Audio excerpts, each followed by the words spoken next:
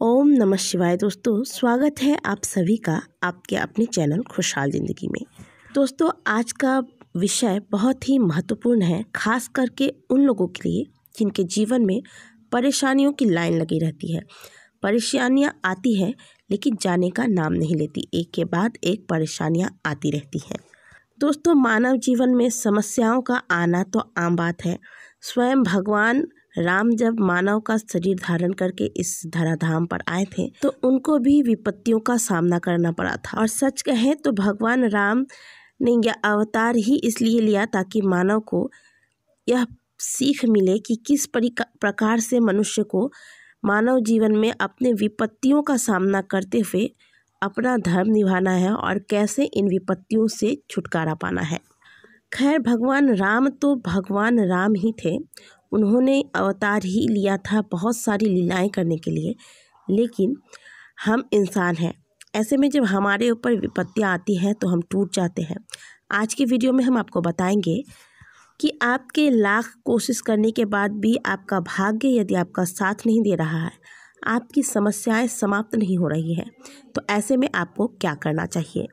आज के वीडियो में हम आपको कुछ ऐसे उपाय बताएंगे जिन्हें अगर आप सही तरीके से अपने जीवन में अपनाते हैं तो निश्चित तौर पर आपका भाग्य प्रबल होगा। इसलिए इस वीडियो को अंत तक देखें, क्योंकि जब आप पूरा ज्ञान यहाँ से लेकर जाएंगे तभी वह आपके काम का रहेगा, नहीं तो आधा अधूरा ज्ञान कभी लाभ नहीं देता बल्कि नुकसान ही देता है। दोस्तों, जो भी उपाय हम आपको बताएंगे वह शास्त्रगत उपाय हैं और विद्वान पंडित या ज्ञानी लोगों को भी अगर आप अपने हाथ दिखाएंगे, कुंडली दिखाएंगे, तो वह भी आपको कुछ ऐसा ही उपाय बताएंगे जिससे कि आपके भाग्य का उदय हो और आप उस उपाय को चाव के साथ करेंगे भी, क्योंकि आपने वहाँ पैसे लगाए हैं। तो दोस्तों, आपको पैसा कहीं नहीं लगाना है। आप इस वीडियो को पूरा देखें और 3 उपाय जो मैं आपको बताने वाली हूँ इसे जीवन में उतार लीजिए और आप अपने भाग्य को बदल लीजिए। इन उपायों के द्वारा आपका भाग्य इतना प्रबल हो जाएगा कि आपका दुर्भाग्य भी सौभाग्य में बदल जाएगा।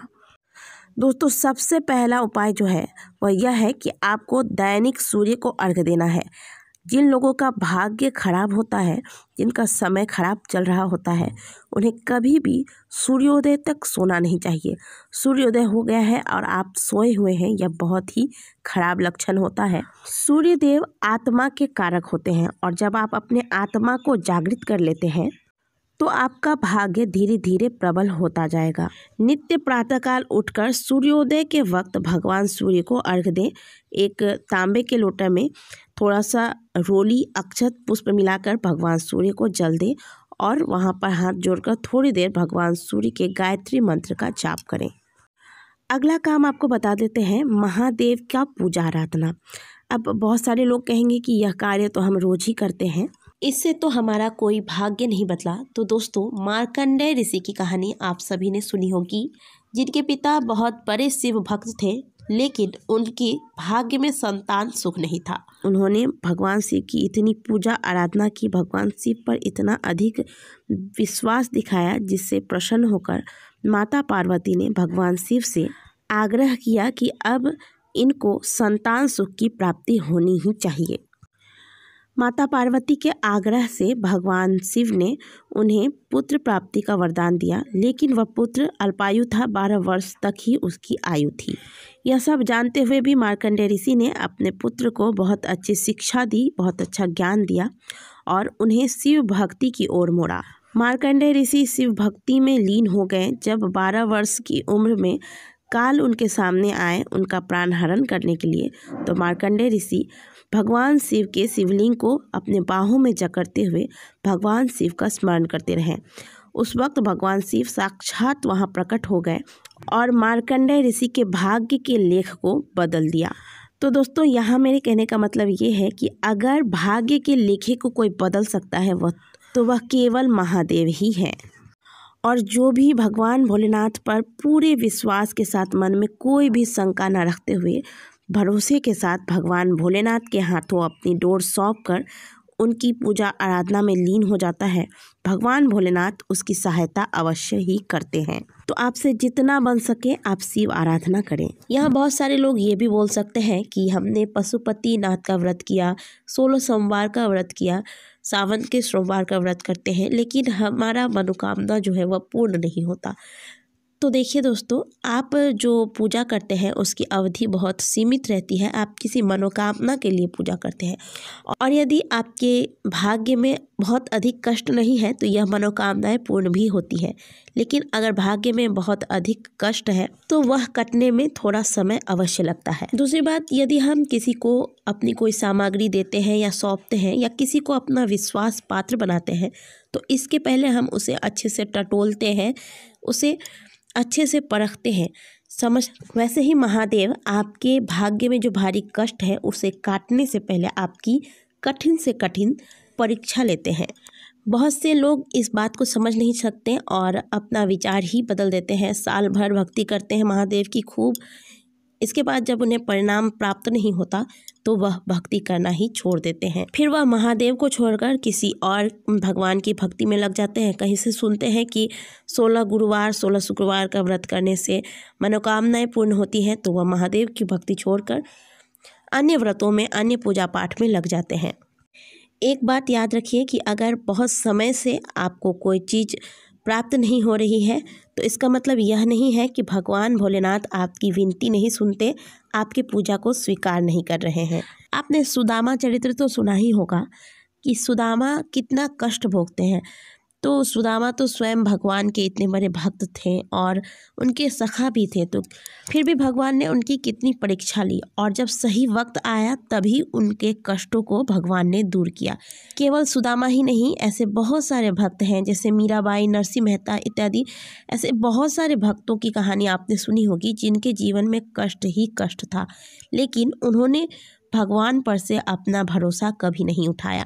तो दोस्तों, मेरे कहने का मतलब ये है कि आप अटूट विश्वास के साथ भोलेनाथ के चरणों से लिपट जाइए।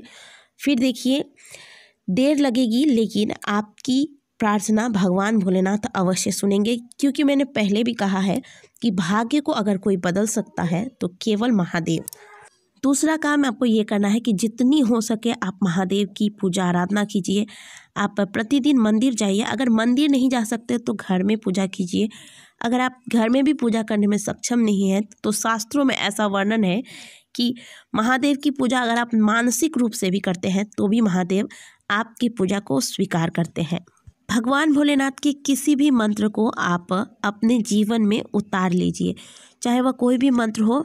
आप भगवान भोलेनाथ के उस मंत्र को दिन भर सोते बैठते उठते जागते जाप करते रहिए और फिर देखिए आपका भाग्य कैसे नहीं बदलता। और अभी मैंने आपको शास्त्रगत एक उदाहरण भी बताया मार्कंडेय ऋषि की कहानी के द्वारा कि भाग्य बदलने की शक्ति अगर किसी में है तो वह देवादिदेव महादेव में है। तो इस चीज को आप सदैव ध्यान में रखें। अगला कार्य आपको करना है पीपल के वृक्ष की पूजा। पीपल का पौधा ऐसे तो एक वनस्पति है, लेकिन हमारे शास्त्रों में वनस्पतियों में भी देवी देवताओं के वास का प्रमाण दिया गया है। स्वयं गीता में भगवान श्री कृष्ण ने कहा है कि वृक्षों में मैं पीपल हूँ।